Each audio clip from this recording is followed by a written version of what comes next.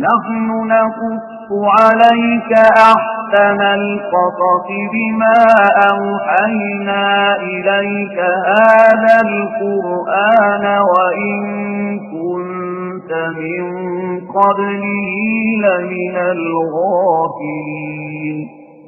القصص النبوي قصوينك نبيذا.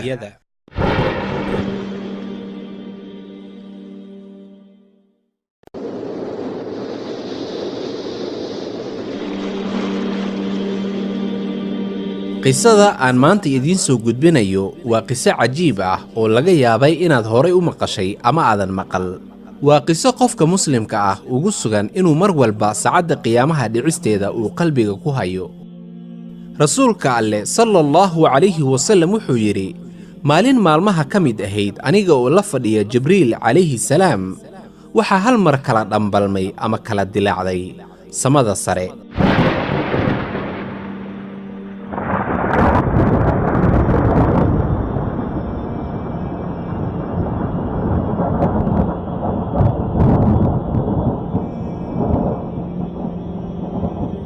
waxaa ka soo degay dhankii samada malag. markaasuu malaggii inoo yimid aniga iyo Jibriil oo wada fadhiya, isaga oo aad inoogu soo dhowaaday. saa Jibriil calayhi salaam markii uu arkay malaggii wuxuu u muuqday mid la yaabay malaggii imaashiyihiisa, yacni wuu isku yaryaraaday oo wuxuu u muuqday qof cabsaday. markii uu malaggii u yimid nebiga sallallahu calayhi wasallam wuxuu ku yidhi, rasuulkii Allow, waxaan ahay fariinside kaaga yimid xagga Alle. rabbigaaga wuxuu ku siinayaa laba doorasho ama laba ikhtiyaar: inaad noqoto nebi u nool sida boqorada oo kale, ama inaad noqoto nebi u nool sida addoommada oo kale, yacni aan isla weynayn.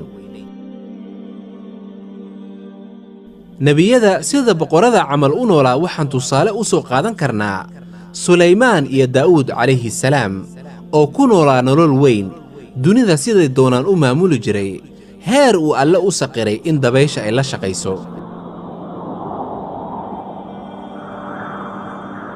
haddaba Muxammadow sallallahu calayhi wasallam waxaad doorataa inaad noqoto nebi boqor ah ama inaad noqoto nebi addoon ah oo aanan wax kibir ah ka muuqan.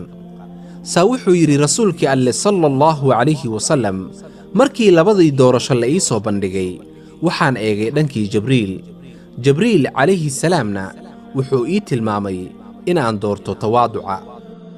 markaasuu rasuulkii Alle malaggii ku yidhi, waxaan dooran inaan noqdo nebi sida addoommada camal u nool.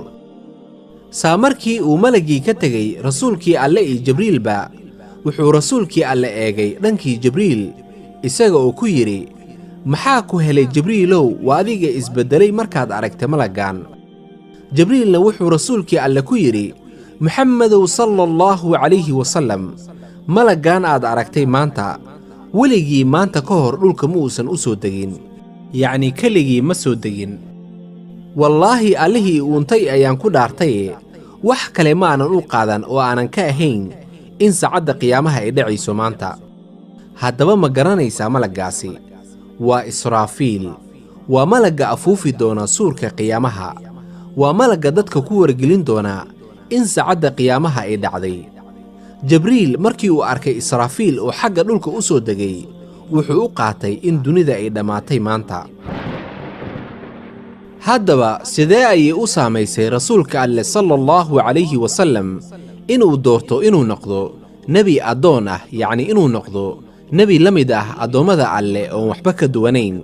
tusaale, rasuulka Alle sallallahu calayhi wasallam mararka qaar markii wax cuni jiray wuxuu wax u cuni jiray isaga oo dangiga, yacni isaga oo dhabarka meel ku tiirsaday.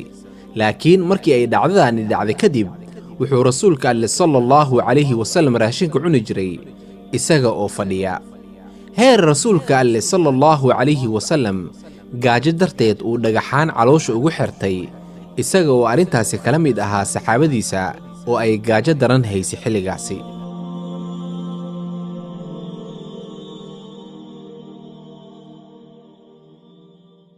نحن نقص عليك أحسن القصص بما أوحينا إليك هذا القرآن وإن من قبله لمن الغافلين القصص النبوي qisooyinka nebiyada